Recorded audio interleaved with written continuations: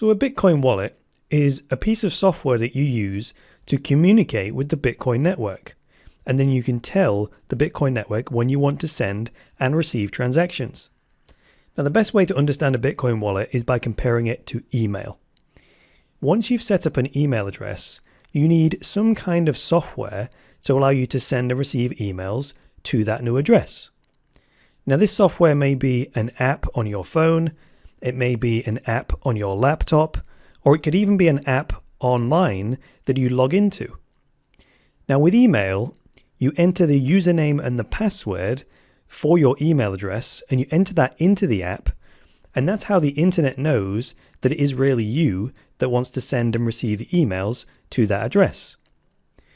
Now, of course, you tell everybody the email address, and you have to do that in order for anyone to be able to send you a message. But just because someone knows your email address, that doesn't allow them to send email from that address, does it? If they could, that would be bad, because then they could send emails pretending to be you and cause all kinds of problems.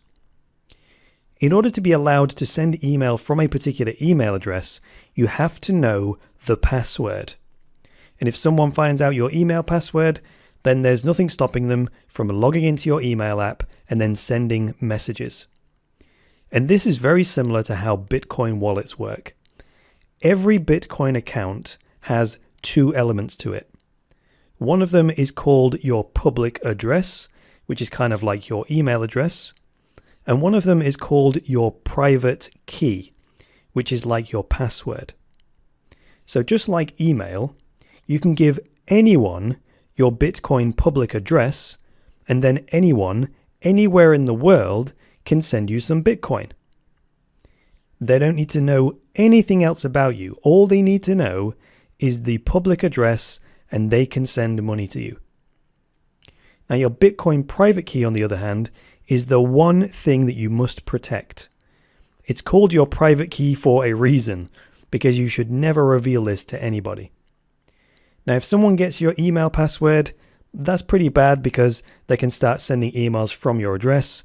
But that's not quite as bad as someone getting your Bitcoin private key, because they can actually then steal all of your Bitcoins by sending them somewhere else.